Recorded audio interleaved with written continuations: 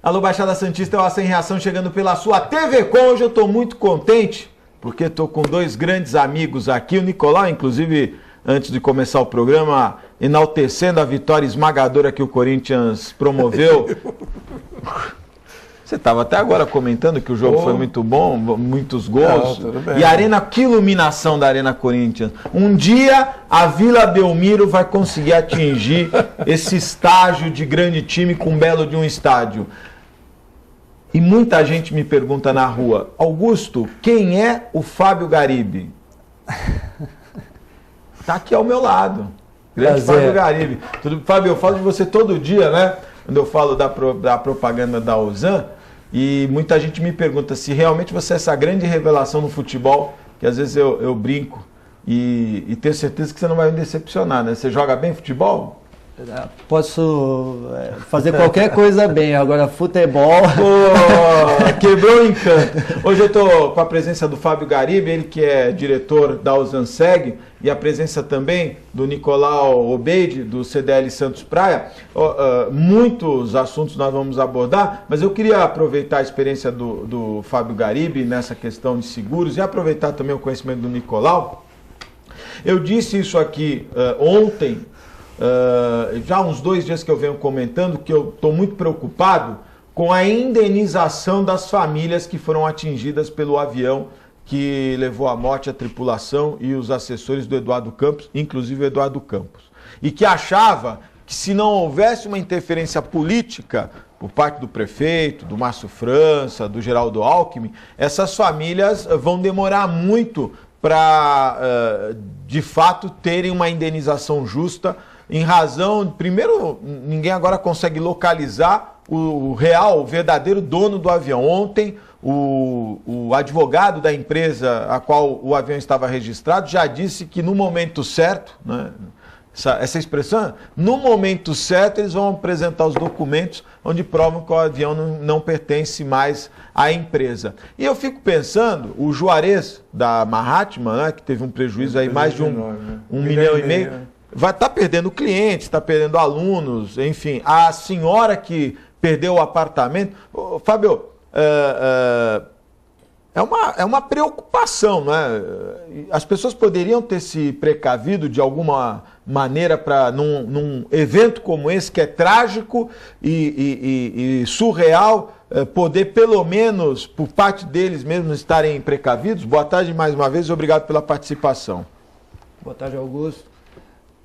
Sem dúvida, se nós falarmos do mercado segurador, hoje nós temos produtos modernos, sofisticados, que atendem à necessidade de qualquer pessoa física ou jurídica.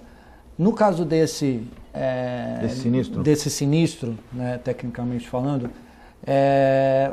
as vítimas, através do dano pessoal ou do dano material, estão amparadas pelas coberturas de responsabilidade civil da própria aeronave, né? Agora, o processo regulatório desse sinistro, obviamente, vai envolver uma série de demandas. E isso vai ocasionar um atraso muito grande na indenização. O que a gente recomenda, até pelo que a gente vem acompanhando aí nos noticiários, famílias, né, que têm residência própria ou alugada, a outra pessoa que possui um imóvel onde ele explora como academia, né? Então um empresário... o Juarez, o imóvel era dele. Um empresário, ele deve ter um seguro residencial... Ele já declarou que não tem. Ou um seguro empresarial. Por quê? Porque num evento como esse, uma queda de aeronave está amparada pela cobertura básica do seguro. Então a cobertura básica hoje de um seguro residencial ou empresarial compreende o incêndio, a queda de raio, explosão ou a própria queda de uma aeronave. Queda de raio também. Exatamente.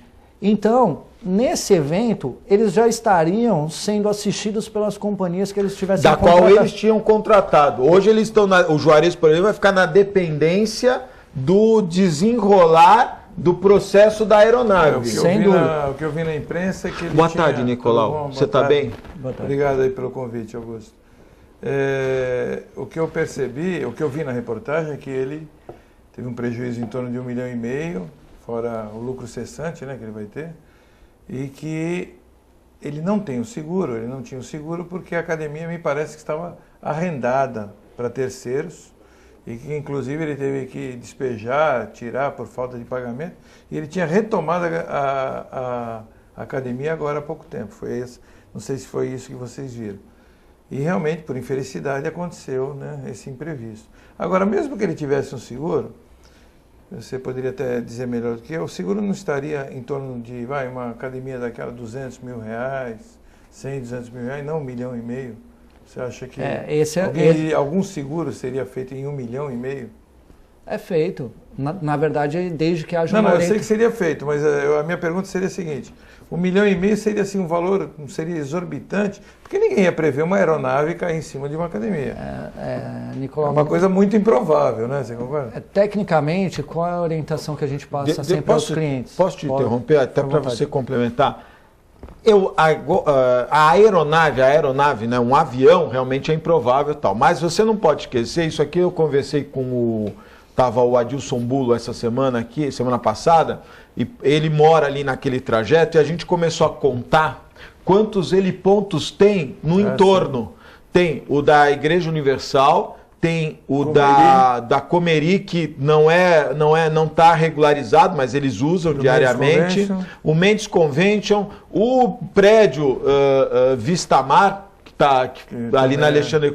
Só naquele entorno você tem 4, 5 helipontos, o que aumenta uma probabilidade. Inclusive, quando ninguém sabia o que havia acontecido, mataram várias pessoas. Já tinham matado da Comeria, já tinham matado a Armênio. Mataram até a Antonieta. Me ligaram, pessoas sabem que eu não gosto da Antonieta, me ligaram, mataram a prefeita. Eu falei, como? É o avião. Então, só para até orientar, não é, as pessoas, que o seguro é para isso, é para o risco, né? Exatamente. Na verdade, até respondendo a pergunta do Nicolau, quando a gente dá orientação quanto à contratação de um seguro dessa natureza, o que a gente passa ao cliente ou a esse futuro segurado? Que, no caso da cobertura básica, ela deve compreender o valor para a reconstrução total do imóvel, incluindo o conteúdo. Entendi. Então, não é difícil a gente hoje, no âmbito empresarial, encontrar pequenos negócios que possam compreender R$1 milhão, R$800 mil, R$500 mil ou até mais. Então, a orientação que deve ser dada ao segurado é que essa contratação tem que ser feita com um valor real. Obviamente, a companhia seguradora que for contratada, ela vai vistoriar esse imóvel, vai verificar se há um enquadramento, né, porque isso também não é permitido no mercado. De repente, eu vou fazer uma contratação de um seguro de R$2 milhões, sendo que o imóvel e o conteúdo não chegam a R$300 mil. Então a companhia não tem nem cabimento. Também faz esse tipo de perícia no local para a identificação dos valores. Mas é completamente aceitável e possível fazer o seguro adequado. E nesse caso, as pessoas que têm o seguro e que nós estamos acompanhando aqui na Baixada Santista, a gente já tem, através de companhias seguradoras que nós temos relacionamento, em torno de 17 a 20 sinistros já sendo assistidos ali naquela região. Olha só. E aí, em razão de vidros também, não é? Perfeitamente. Ia colocar agora. Então, sinistros que a gente coloca envolve quebra de vidros, danos a veículos, o próprio imóvel, vários, né? Destelhamentos, quebra de muros. E os locais que foram mais afetados... Aquele prédio, por exemplo, que destruiu bastante o apartamento, que é o que mais aparece na foto, ali no caso o prédio provavelmente tem que ter seguro, né? Existe uma obrigatoriedade, né? Obrigatoriamente. Só que o síndico responde, né? Exatamente, obrigatoriamente. Mas nós também costumamos orientar, não é porque o condomínio possui um seguro obrigatório que o condômino ou aquela pessoa que reside não deve ter o seu próprio seguro. Porque o interno não estaria garantido. Correto, né? Porque o conteúdo não está garantido. E a sua apólice de seguro complementa a apólice de seguro do próprio condomínio. Então, no caso de um sinistro que exceda determinados valores, há o complemento nessa, Fábio, hoje, nessa apólice.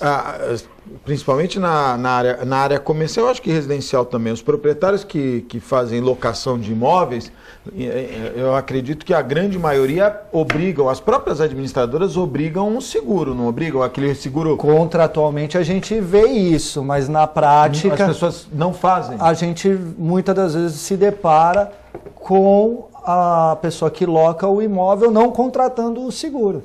Entendi. Por mais que esteja na realidade, previsto no instrumento contratual. Eu já me deparei com esse problema que o Augusto está falando, que de você colocar em contrato de locação a obrigatoriedade do inquilino a fazer um seguro.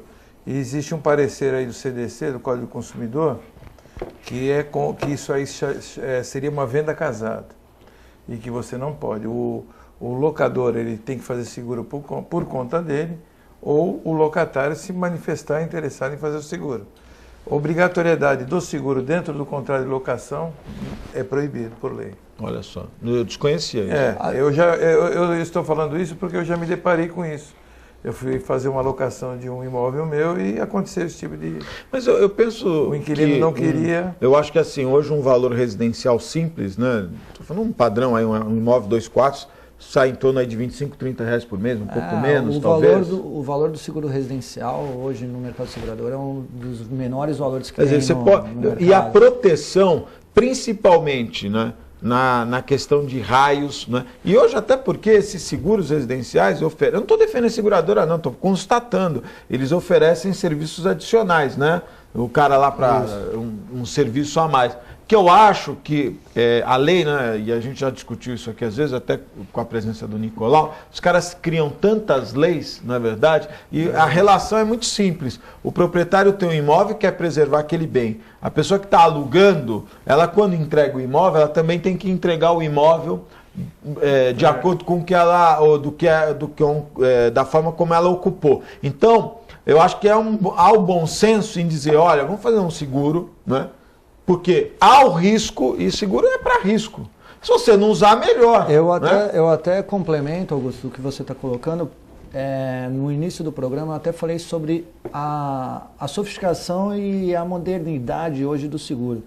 Então a gente, pegando até o exemplo da academia, se ele tivesse, por exemplo, dentro do seu seguro empresarial, coberturas como perda de aluguel e lucros cessantes... Ele seria indenizado. Ele teria... durante um período, a locação de um imóvel para que ele continuasse ou desse continuidade à atividade empresarial dele em outro local, enquanto o imóvel seria reformado. E a parte de lucros cessantes entraria justamente agora, onde há uma interrupção da atividade, né, e através, obviamente, da demonstração de faturamento, etc., a companhia arca com determinadas importâncias para a manutenção. Então, o seguro é justamente para minimizar o impacto financeiro, o impacto ao negócio, que ele tem que ser feito. É justamente para que haja essa continuidade que o seguro é extremamente necessário. Agora, me fala uma coisa, a proporcionalidade de valores não fica um tanto quanto pesado, às vezes, para o empresário, nesse sentido? Nesse caso que você está falando do lucro cessante, Obviamente, cada cobertura tem um determinado risco e, obviamente, ela porque eu sei que o seguro residencial e seguro comercial eu faço. Eu tenho no meu comércio, tenho residencial, tenho na minha casa de praia.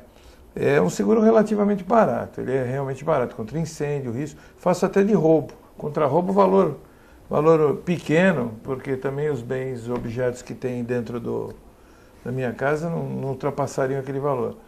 E é relativamente barato, eu pago em torno de R$400 por ano.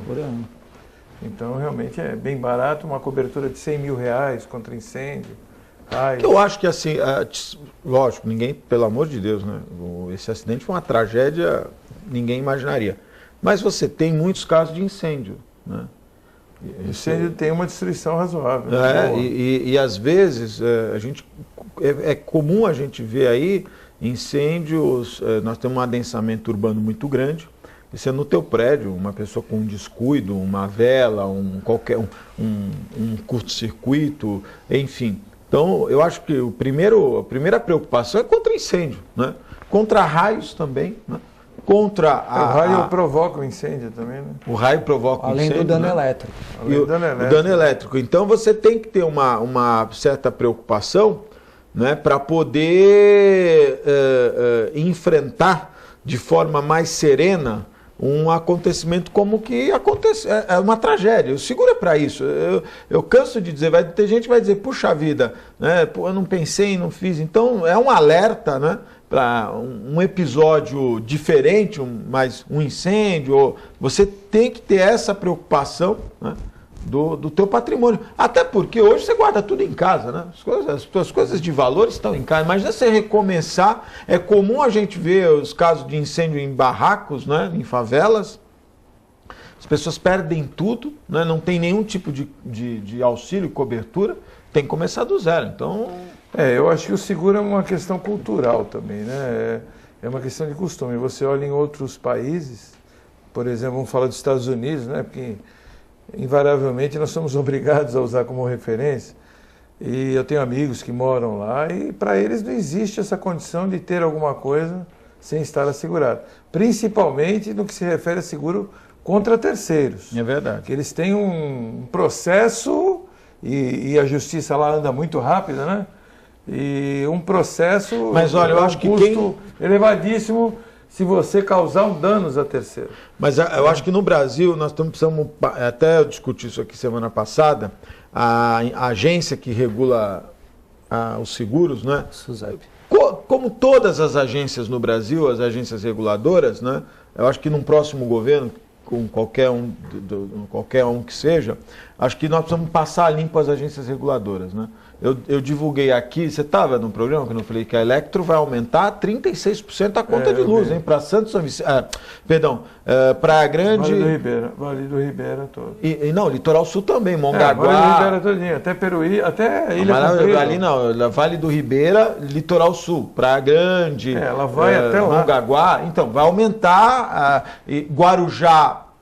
A parte fora, sem ser Vicente Carvalho, as partes Canané, vão aumentar em 36% a 37% em conta do que eles tiveram que pagar mais em razão do problema da falta d'água. E a ANEEL autorizou. Não é? As agências reguladoras, elas hoje estão ocupadas por cargos políticos, não é?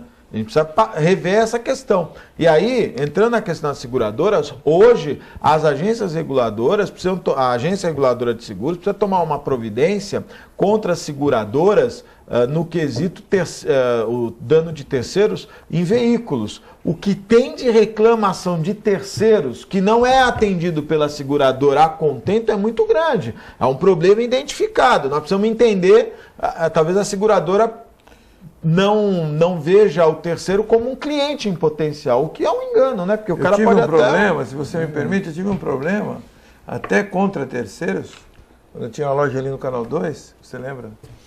E houve uma batida na esquina, que depois colocaram um semáforo, e o sujeito, que foi abarroado pelo outro, que estava errado, entrou no meu portão, arrebentou com o portão, arrebentou com tudo. Eu tive uma despesa ali de uns R$3.000.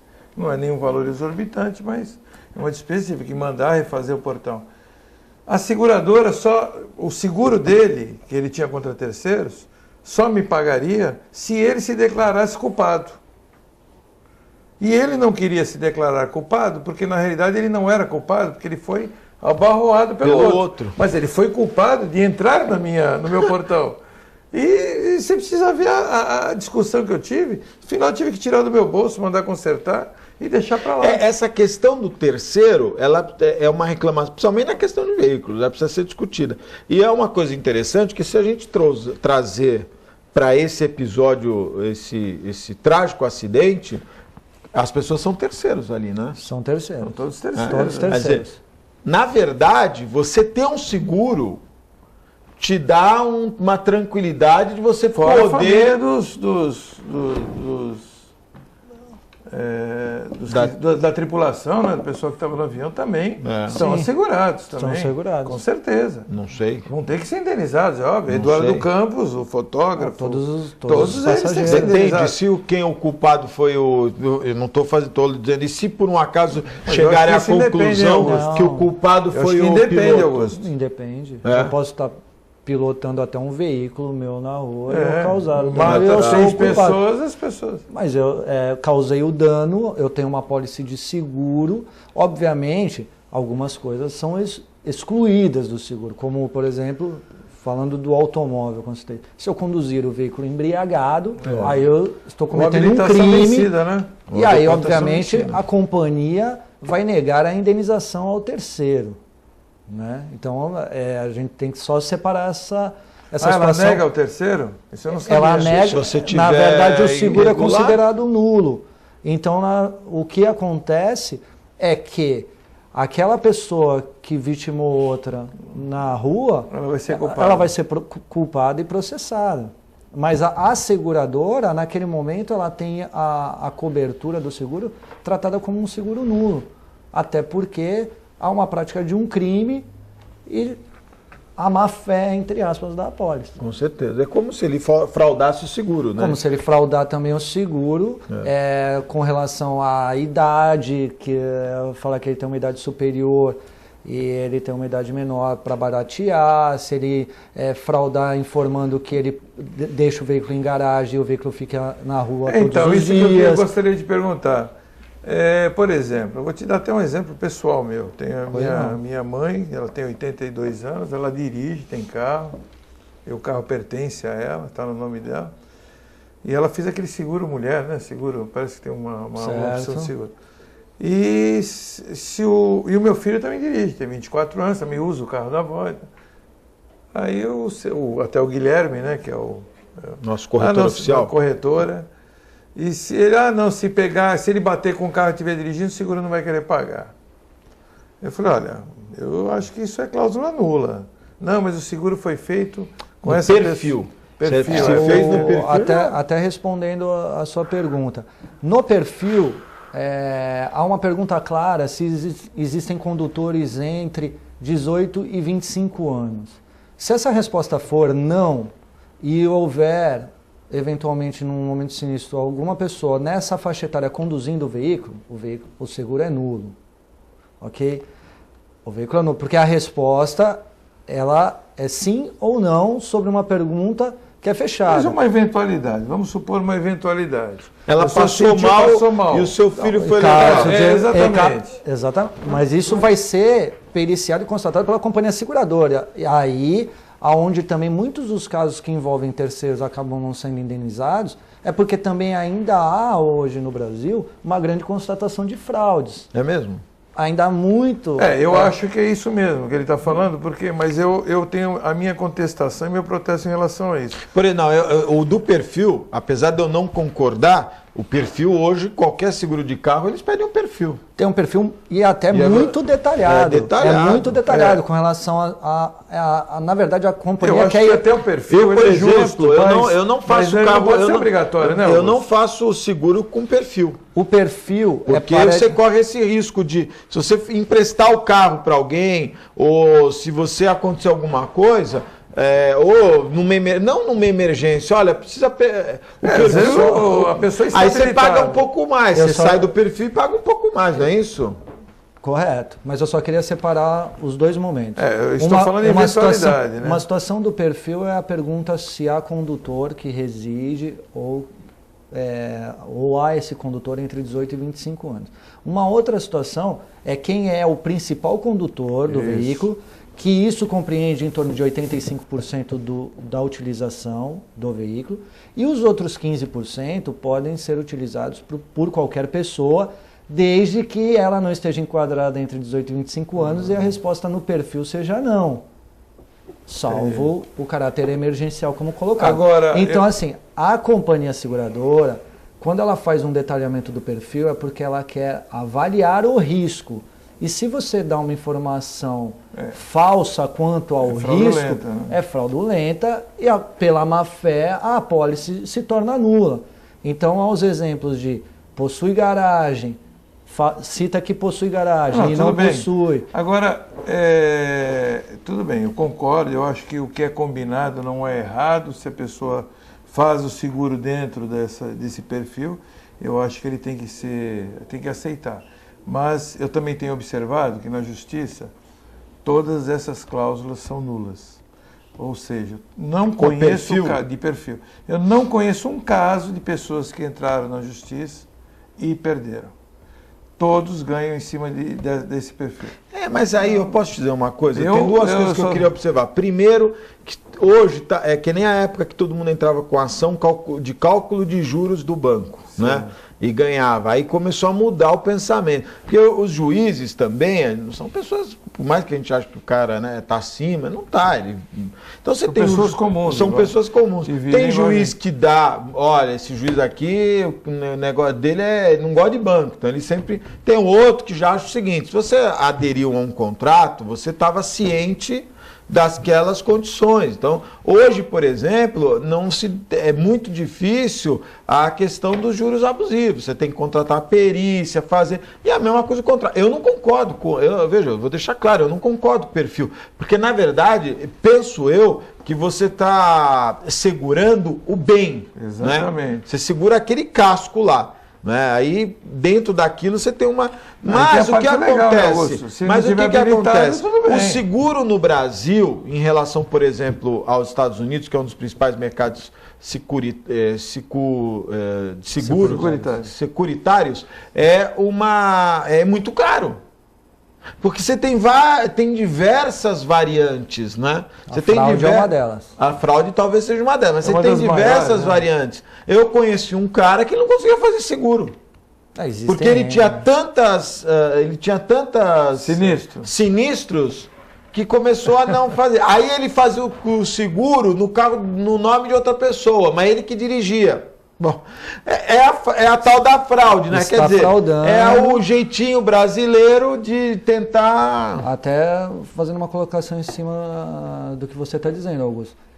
Ele está fraudando, mas hoje a companhia chega a uma análise de risco tão avançada que, obviamente, ela impede a entrada de segurados que oferecem maior risco. Por exemplo, pessoas que já tiveram sinistros anteriormente, pessoas que eventualmente já tiveram algum tipo de problema, até constatação de SPC, Serasa. Por quê? Porque tem um conceito básico do seguro que nenhuma companhia seguradora é obrigada a contratar nenhum risco. Então, qualquer companhia seguradora pode negar... Essa parte do SPC Serasa? Pode... esse eu também não concordo. Eu também não concordo. Mas eles alegam que o cara pode estar estressado. Não, então, eu estou falando quanto à avaliação de risco. Então, assim, você pode ter um carro, você pode ter o CPF e nunca ter estado no SPC Serasa e a companhia informar que não faz o seguro daquele seguro, determinado... na realidade, é uma contratação de livre-arbítrio da companhia. Então, ela contrata se ela quiser. Fica claro que, obviamente, a companhia nunca vai justificar se o fato da não aceitação pode ser o veículo, pode ser o risco, pode ser o perfil. Simplesmente não aceita, né? Ela simplesmente não aceita, ou você encontra, como o Augusto falou, valores de prêmios, né, ou o valor do seguro com valores estratosféricos. Né? Então você vai fazer um seguro que em determinada companhia dá por volta de R$ 2.500, uma outra companhia está dando R$ 10.000. Com o mesmo perfil, o mesmo carro. Ela ela tem um risco. A explicação óbvia é que ela tem uma análise de risco, um histórico de sinistro naquele veículo, naquele perfil que ela não tem interesse. Eu posso fazer um intervalo? À vontade. Eu não pago condomínio. E aqui, você acabou de sair no Globo, o jato que matou o Campos violava a lei eleitoral. O avião está em nome de grupo de usineiros, o que é vedado pela legislação, viu, Nicolau? Na realidade ele estava em nome de uma... Então, mas agora já chegou, era de uma empresa que ninguém sabia. E a empresa, o endereço da empresa, da qual o jato pertencia, é o endereço de uma escola. Isso aí pode gerar até processo. O avião Cessna, que caiu em Santos no último dia 13, acabou de sair no Globo.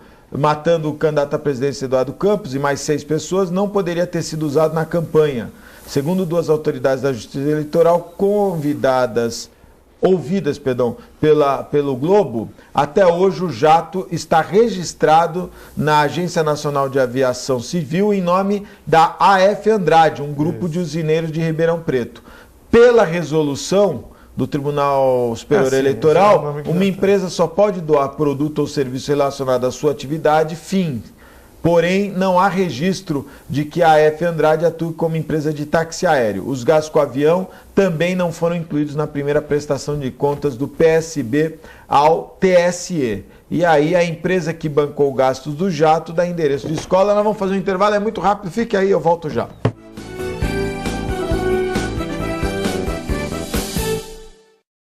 Com o objetivo de atender cada vez melhor, o Plano de Saúde Santa Casa oferece a você e a sua família uma ampla rede de atendimento em Santos, São Vicente, Praia Grande, Cubatão e Guarujá.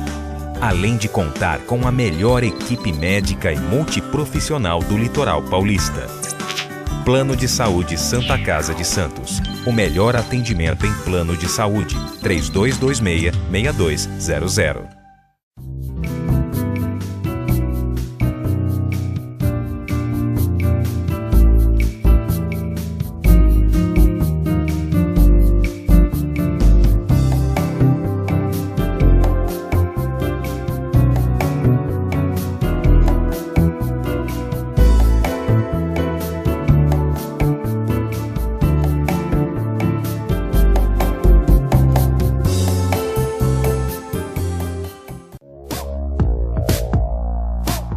Sindicato dos Trabalhadores Municipais de Praia Grande, há mais de 20 anos levando aos seus associados planos de saúde e convênios, assistência odontológica e jurídica, curso de capacitação e outros benefícios, dando aos servidores melhores condições de trabalho e qualidade de vida.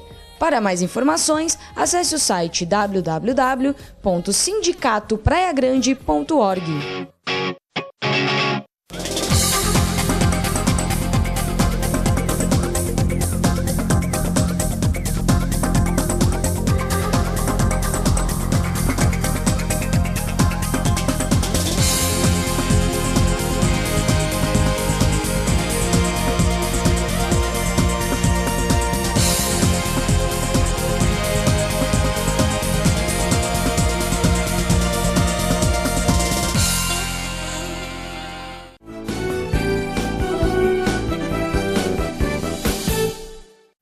Estamos de volta ao vivo e quero mandar aqui um abraço. Hoje, um dos nossos convidados, a Ozan. É sempre importante destacar aqui os benefícios da Ozan e é muito fácil você conhecer através do site www.ozan.com.br ou através do telefone 3228-8000. Você conhecer todos os benefícios da Ozan, uma das principais empresas do Brasil nesse tema tão difícil, não é? E que só nos momentos difíceis é que a gente percebe a importância de uma proteção como da Ozan. Também quero mandar um abraço aos meus amigos do restaurante Boqueirão Express Grill, Rua Viana 89, ao lado da Unisanta, em frente ao Supercentro Boqueirão, restaurante Boqueirão Express Grill.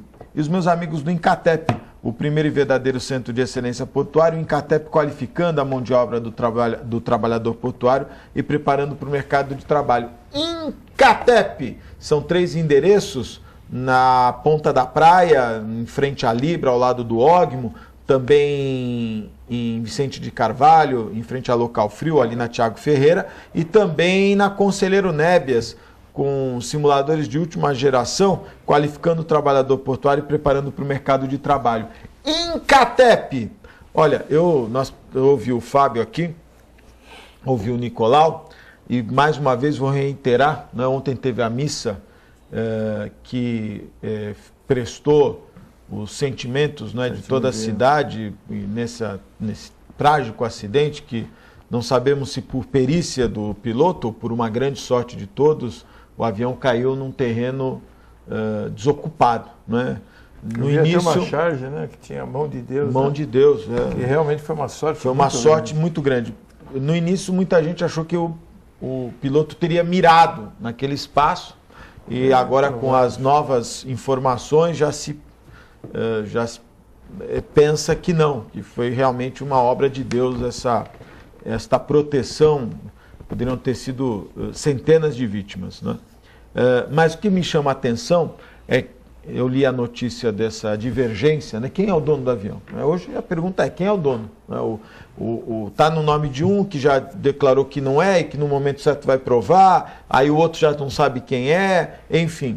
E aí a seguradora, principalmente a seguradora do avião, ou enfim, a seguradora que está por trás, né, desse avião, e que naturalmente deve existir, talvez seja até obrigatório, né, ela vai querer apurar, né? Isso pode levar um tempo. Com certeza. Não é? Eu falei aqui ontem, o número de vítimas da TAM que seus familiares não foram indenizados ainda é muito grande, em razão de todo esse levantamento. Isso, eu acho que é importante a gente chamar atenção para isso, porque às vezes um pequeno seguro, eu não estou vendendo seguro e nem estou incentivando as pessoas a fazerem, mas acho que deve-se haver, nos dias de hoje, né, que temos essa dinâmica diferente na vida, né, é helicóptero passando pela sua cabeça, é avião passando pela sua cabeça, é raio caindo, enfim, também, nossa, né? Eu acho que você ter um seguro da tua residência, do teu estabelecimento comercial é fundamental, viu, Fábio? Até porque a solicitação do teu seguro é mais rápida, né? Muito mais rápida. Nesse caso, como você mesmo disse, obviamente essas divergências entre proprietário da aeronave, seguradoras, obviamente toda essa divergência vai causar um grande atraso, né? Aí nas investigações, no processo regulatório do sinistro. Então, infelizmente, essa situação vai demandar um tempo muito maior. E ali não são só valores, né? Ali é onde as pessoas moram. Eu acho que isso é primário para qualquer ser humano, né? Você ter a sua residência preservada, né? Por isso que uma então, pólice até esquecendo, própria... eu sei que o prejuízo até do Juarez ali na academia foi maior até do que vários outros imóveis ali da Redondeza, mas eu acho que até bem primário a residência. Eu acho que em primeiro lugar, eu acho que deveria haver uma solução ação imediata, muito, né? mais rápida, porque é a casa da pessoa, lógico, onde ela está morando. Porque eu acho também seguro muito importante, eu faço seguro de carro, do meu estabelecimento comercial. Inclusive eu tenho até seguro, se você me permite, você pode explicar melhor que eu, mas eu tenho até seguro de transporte. Então, por exemplo, às vezes você vai entregar, como eu trabalho com informática, computador, notebook, você vai fazer uma entrega, estou sujeito a um assalto. Tem uma TV, né? Já vou entregar na casa Teve aquele caso daquela dona de restaurante no Rio de Janeiro, né, que foi uma saidinha, mas ela tirou 20 mil reais para pagar os funcionários, né? Tem seguro para transporte de valores assim? Chega a ter isso, não? Tem seguro de transporte de valores, mas desde que feito por empresa especializada. Okay. Obviamente, se nós formos assaltados numa saída de banco, numa movimentação, já não é um enquadramento dentro do seguro. É o que a gente precisa deixar bem claro. No seu caso, como você citou, está transportando uma mercadoria da sua empresa. Até um certo valor ela está segurada. Até certo valor, mas há uma especificação da carga, o itinerário que vai ser feito. Tudo isso é informado à companhia seguradora para que, no caso de dano àqueles equipamentos ou roubo, haja cobertura. Exatamente. Então não adianta a gente entender que porque eu tenho um seguro de transporte, aí de repente o itinerário era e de repente o motorista, por livre e espontânea vontade, fez qualquer alteração ou adulterou o conteúdo do baú. Eu acho assim, eu acho que todas as pessoas são de boa fé até que se prove o contrário. Perfeitamente. Eu acho que a justiça ela é bem clara em relação a isso. Todo mundo é inocente até que se prove o contrário. Então, isso eu acho que é uma das prerrogativas da justiça brasileira. Então, é assim, eu acho que hoje esses cuidados que você está falando, está existindo muito assim, como tem muita gente desonesta, muita fraude em cima de seguro, eu acho que também as seguradoras, também às vezes elas pecam um pouco nesse sentido. Tem que ter muito detalhamento daquilo que está sendo feito. Eu faço seguro de boa fé. Eu jamais na minha vida iria constatar um sinistro dentro do meu estabelecimento comercial se ele não tivesse acontecido. Agora, eu sei muito bem, a gente sabe, ouve falar, lê notícia, lê jornal, vê televisão, e fraudes recorrentes, né, que acontece, como acontece com... Eu acho que uma das maiores deve ser com automóveis, né? A sua análise está perfeita. Moto, por exemplo, eu fui fazer seguro da minha moto, era mais de quase 20% do valor da moto. Por quê? Porque é uma das mais fraudadas, né? São as motocicletas. Exatamente. Eu fiquei sabendo até de um caso de moto de 2 amigos que tinham motos idênticas, que pegaram, né? A seguradora descobriu. Eles tinham 2 motos idênticas e fizeram o seguro de uma moto só.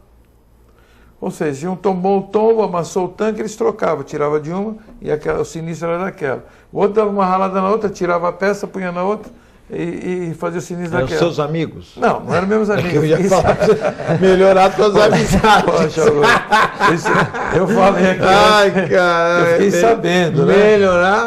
Melhorar as amizades. Não tinha nenhum político nesse não. Mas assim, eu acho que brasileiro, ou sei lá, as pessoas têm uma criatividade. Eu já estou até pensando em continuar sendo amigo do criatividade depois dessas amizades dele aí. Não, mas é verdade, não é? As pessoas têm uma criatividade para esse tipo de mas coisa. você sabe que eu tava, olha, alto. ontem eu fui, quero mandar aqui um abraço para o João Antônio, né, que lançou o programa dele, João Antônio Convida, que vai estrear no sábado, e foi lá no Tremendão. Até quero mandar um abraço para o Ivo lá, um ambiente sempre muito agradável, bem frequentado lá, as pessoas foram prestigiar o João. E eu estava conversando com o meu amigo Marcelo Coelho, nós estamos conversando lá, e nós estamos falando sobre essa questão da impunidade no Brasil, né? Desse sentimento de impunidade, mas que nós também colaboramos, né? Porque a gente acaba, né? Às vezes o cara fala, vou trocar aí, não vai ter problema nenhum e tal. Em outros países da Europa, ou outros países da América, não há uma preocupação muito grande, cultural, porque o cara vai em cana, é cultural. Coitado do Gerson. O Nicolau, que é bem mais velho do que eu, que assistiu a Copa do Mundo de 70, o coitado do Gerson, quer dizer... Muita gente não sabe o que é o Gerson, né? O que é a lei do Gerson, a né? lei do Gerson. Fala, foi né? o comercial, logo depois da Copa do Mundo de 70, Vila Rica, 74, Vila Rica. O brasileiro gosta de levar vantagem, aparecia ele fumando o cigarro Vila Rica. Gosta de levar vantagem em tudo. Carregou essa pecha, né, de levar vantagem em tudo. Nunca mais fez um comercial, né? Nunca, também, né, bicho? Depois, e aí, o Brasil gosta de levar vantagem. Isso aí criou e incutiu em todos nós. Eu, graças a Deus, eu não tenho isso em mim. Eu nunca levar vantagem. Eu quero que a coisa seja feita da forma correta. Né? Acho que todos nós, né? Mas levou. A frase foi infeliz, né? O brasileiro gosta de levar vantagem em tudo. E aí, brasileiro gosta. E aí você vai para os Estados Unidos, você vai para a Europa, lá a imagem do brasileiro é ruim. O brasileiro, né, deixar alguma coisa. Posso aproveitar esse gancho do brasileiro querer levar vantagem em tudo? E ler. Você manda aqui. Saiu agora, complementando essa matéria do Globo, a Polícia Federal vai apurar se houve fraude na compra do avião a jato. Olha só, já dá mais uma embaçada no processo. A Polícia Federal investiga 3 empresários de Pernambuco suspeitos de terem participado da compra irregular do jato Cessna, que caiu em Santos na semana passada. Os empresários João Carlos Lira e Apolo Santana e Eduardo Bezerra teriam adquirido a aeronave, mas a ANAC desconhecia o negócio. Oficialmente, ela pertence à AF Andrade, empresa de Ribeirão Preto, que está em recuperação judicial. Pela lei, o Cessna usado por Campos não poderia ser vendido sem autorização judicial. Só agora, após o acidente, a AF Andrade informou a ANAC da venda. O João Carlos é usineiro e era próximo de Campos. Apolo é dono de uma importadora de pneus e o empresário Inclusive, esse empresário, o Apolo, ele foi alvo de uma denúncia do Ministério Público Federal em 2009 por um esquema de sonegação que teria provocado um prejuízo de 100 milhões de reais à Receita. O terceiro empresário investigado é conhecido como Eduardo Ventola. Um belo nome, Eduardo Ventola. Ele é dono de uma cerâmica. O documento da AF Andrade, enviado à ANAC, informa que a Bandeirantes e a BR Participações assumiram os custos do leasing de compra da aeronave. E aí, continua aqui a matéria. Olha, vai dar pano Eu pra acho manga, assim, hein? eu Puxa acho- vida, eu já disse, eu vou repetir, desculpa, Nicolau, vou repetir. Se o prefeito Paulo Alexandre, se o governador Geraldo Alckmin, se o candidato a vice-governador Márcio França não colocarem a mão nesse negócio e resolverem Vai ficar pelo enrolado. lado político, se for pela lei, vai demorar. Você colocou uma informação importante, Augusto, que é o leasing. O E leasing, por ser um arrendamento, ter ele tem seguro. seguro. Tem que Isso vai ter, né? facilitar? Não, mas sabe o que eu acho? Eu acho Agora que esse precisa imbróglio- ver se há uma transferência, uma venda Correta, né? Eu acho que correta. esse imbróglio, eu acho que qualquer juiz, inclusive nós temos um programa nosso da CDL que vai ser, acho que vai ser passado dia 9, né, com o Rodrigo Julião, que é presidente da OAB. Já foi gravado? Já foi gravado. Que bom. Vai passar dia 9 de setembro. E, inclusive, nós falamos sobre esse tipo de acontecimento. E ele colocou a OAB à disposição, né, para dirimir qualquer dúvida em relação a isso. Eu acho que a solicitação dos moradores, que são os maiores prejudicados do entorno, tem que ser atendida por qualquer juiz, em primeira instância, em primeira mão. Porque depois vai se apurar de quem era o avião, se houve fraude em quem adquiriu o avião ou não adquiriu. Porque eu acho assim, não pode criar. Eu acho que tem que haver uma separação. Não sei se você concorda com isso. Não, eu acho Wilson. que é num âmbito até Porque humano eu acho que é de muito, restabelecer a aí eu ordem acho que dessas entra esse pessoas. lado político que o Augusto falou. O Márcio França, o próprio prefeito Paulo Alexandre, tem que colocar a mão nisso aí, porque eu acho que as pessoas ali não podem ficar esperando, e nós sabemos que a justiça nossa é muito lenta, e não pode ficar esperando em primeira, segunda, terceira instância, será quantas instâncias judiciárias podem chegar a esse tipo de discussão, e as pessoas, né, moradores ali, ficarem aguardando esse tipo de problema. Quer comentar? Não, a leitura é correta na questão do amparo a essas famílias, né? Porque a gente tem que ver o lado humano do acidente. Existem pessoas que estão desamparadas na questão de residência, outras até necessidades de atendimento médico, hospitalar, porque algumas pessoas se machucaram no sinistro. Então, obviamente, independente do processo regulatório do seguro, o poder público, se puder atuar, deve fazê-lo, né? O que a gente vê muitas das vezes é que não há também essa predisposição, principalmente porque há um entendimento que foi causado um dano por uma pessoa física, ou no caso uma empresa. Há uma identificação do causador do dano. Então, como há uma identificação, entende-se que eu não vou indenizar porque há uma identificação do causador do dano, ele deve arcar com esse custo. Só que, obviamente, nesse momento, o lado de amparo às famílias, o lado humano, vai ficar afastado. Então, precisa ter um entendimento também do poder público em assistir essas famílias para que realmente haja uma condução adequada e as necessidades delas sejam adequada atendidas. e rápida, né? Principalmente. Eu acho que residência é uma coisa que tem que ser muito rápida, né? Ninguém pode ficar fora do seu estabelecimento comercial, tem lucro cessante, vai existir processo, então vamos dirimir isso aí. Mas eu acho que a residência não, eu acho que é uma condição única, né? Com certeza. Por isso que o conceito que a gente discutiu bastante no programa, o conceito da proteção, do seguro, da transferência do risco, ela, e aí o Nicolau também usou uma palavra que vamos dizer assim, ideal para o Brasil, é a questão cultural. As pessoas ainda não têm a cultura que elas precisam fazer seguro, não só na questão patrimonial, a gente fala muito também do seguro de vida, porque na ausência de uma pessoa que é a mantenedora daquela família por morte, como é que fica a continuidade dessa família? Como é que fica a manutenção dos estudos daqueles filhos? Como é que fica a moradia daquela família? Será que ele tinha um carro financiado? Será que ele tinha um imóvel financiado? Até o lado no caso da Ausan, né, que é o lado da própria assistência funerária. Assistência funerária, o custo de uma assistência funerária. Eu, infelizmente, enterrei meu pai, né, o Augusto sabe muito bem disso, há 2 anos, quase 3 anos. E é um custo, acho que para qualquer pessoa, elevado, em torno de R$ 2.500. Hoje, um enterro simples, sem... porque as pessoas não se preparam. Graças a Deus, eu tenho condições de arcar, mas pelo custo, né, que é a Ausan, é muito baixo. Eu queria só fazer aqui uma observação. Acho que é lógico, quando eu sou taurino, né? Então, taurino é muito ligado a essa questão material. Eu digo isso porque é lógico que o sentimento da perda, ela está entre nós, né?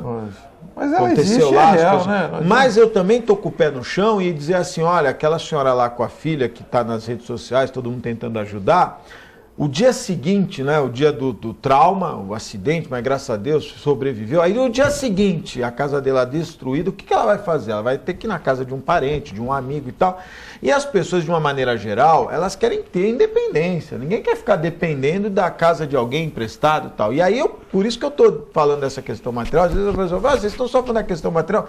Hoje o momento é material, porque o Eduardo Campos já foi enterrado, a família dele com certeza tem condições de superar a dificuldade, os 2 assessores estão lá amparados, os funcionários estão lá amparados, não é? Mas e quem ficou aqui? Quem vai amparar as famílias que ficaram aqui na nossa cidade, né? Quem vai amparar as pessoas que tiveram prejuízos materiais, que não vão poder estar trabalhando, não é? Que precisam comer, pagar condomínio, enfim. Então essa é a minha preocupação.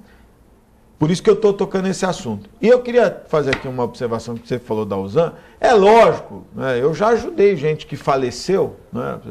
Pai de alguém que faleceu e a família se cotiza, porque não está preparada, custo não alto, fez né? um plano, não se preocupou, acha que ninguém vai morrer, aí você dá 100, o outro dá 150, o outro dá 100. Vamos ajudar. O brasileiro, né, se cotiza e acaba colaborando com isso, né? Mas você sabe o que é mais importante? Eu faço propaganda e só faço porque confio no produto, uso o produto, uso no sentido de ter todo mês lá, né? Minha preocupação, uso no sentido de saber que eu estou amparado. Mas o produto, ele te dá uma tranquilidade, porque a pior coisa é nesse momento acho que é o momento mais difícil, quando você vai enterrar um parente próximo seu. Exatamente. Quem é que tem cabeça para resolver a parte também, burocrática de corre lá e leva aqui? Né? Aí sempre tem que ter um parente, né? Sempre tem que ter um amigo, uma pessoa que é aquele mais frio, né? Sempre tem isso. Normalmente é cunhado, né? Cunhado é um karma, mas o cara lá tá lá, ajuda, resolve, ou um irmão mais sereno, enfim. E nisso tem que parabenizar a Ausan. A Ausan criou uma expertise, né? No sentido de dar retaguarda para que o cara consiga ter tranquilidade naquele momento, poder pensar naquele ente querido, fazer aquela despedida que todos nós, quando perdemos alguém que amamos, né, ficamos de forma bastante envolvidos, né? Então eu quero até publicamente, eu já falei isso várias vezes, mas dizer para o Nicolau isso, verdade, que eu acho que mais da questão financeira é esse respaldo que a Ausan dá, viu? O evento, o custo também é muito baixo, né? Além do custo, né, ser muito pequeno, o evento, obviamente, né, a morte de um ente causa muito transtorno nessa família. Então, a nossa empresa tem um know-how, primeiramente, de minimizar o impacto financeiro, né? Como o Nicolau mesmo colocou, às vezes um funeral médio, R$ 2.500, R$ 3.000, e a família não tem condição ou não se prepara para aquele momento numa condição financeira de executar esse serviço funerário. E acaba tendo que se cotizar, e aí causa uma série de constrangimentos que são evitados com o produto.